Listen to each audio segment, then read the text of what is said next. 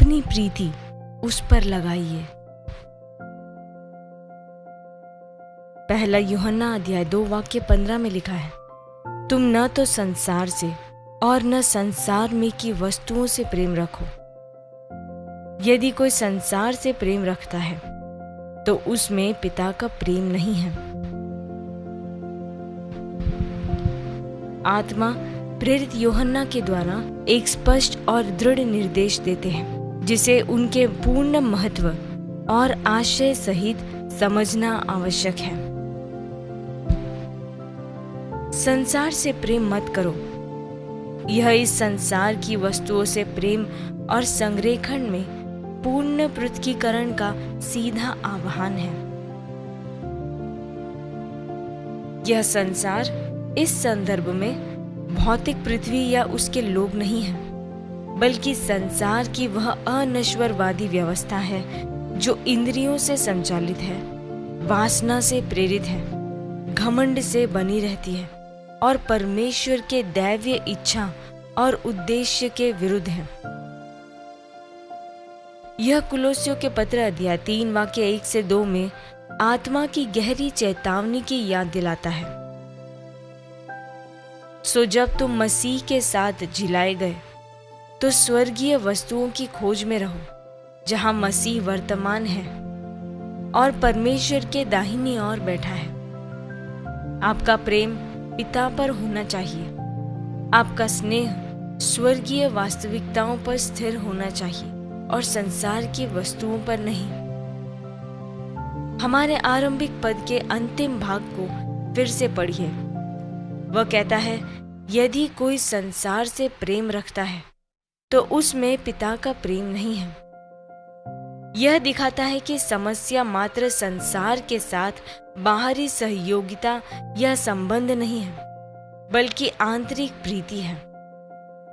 यही कारण है कि दूसरा तीमुथियुस अध्याय 4 में देमास का उदाहरण इतना शिक्षाप्रद है। पौलुस के फिलेमोन को लिखे पत्र में देमास को अपने सहकर्मियों और सेविकाई के साथियों में गिना था, जो दैवीय सामर्थ्य का एक गवाह था।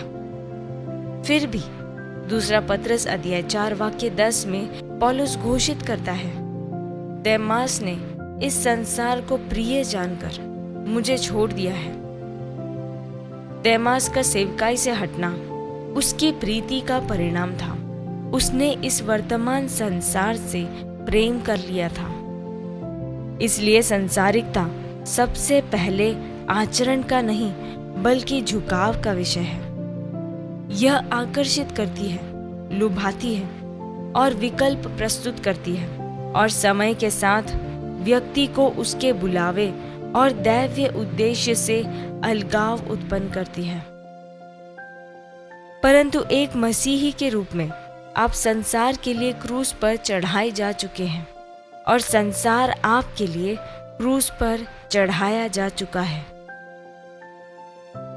गलातियों के पत्र अध्याय 6 वाक्य 14 कहता है, पर ऐसा न हो कि मैं और किसी बात का घमंड करूं, केवल हमारे प्रभु यीशु मसीह के क्रूस का, जिसके द्वारा संसार मेरी दृष्टि में और मैं संसार की दृष्टि में क्रूस पर चढ़ाया गया हूं। इसलिए संसार के समान मत सोचिए और न उसकी मान्यताओं के अनुसार जिए। प्रभु से पूर्ण और सच्चाई से प्रेम कीजिए और उनके साथ अपनी एकता तथा उनके लिए अलग किए जाने की चेतना में जिए। उनके वचन को आपके जीवन का मार्गदर्शन करने दीजिए। उसके प्रति आपके प्रेम को हर समय आपको प्रेरित और नियंत्रित करने दीजिए। दूसरा कुरिन्थियों के पत्र अध्याय 5 वाक्य 14 से 15। हम प्रार्थना करें। प्यारे पिता, आपके वचन के प्रकाशन के लिए धन्यवाद, जो मेरे हृदय को आपकी इच्छा के साथ संरेखित करता है। मेरा स्नेह आप पर स्थिर है और मैं इस संसार की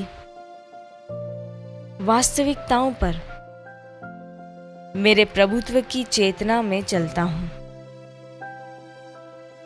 मैं आपके लिए जीता हूं कि अपने जीवन के लिए आपकी बुलाहट और उद्देश्य को पूरा करूं। यीशु के नाम में आमीन।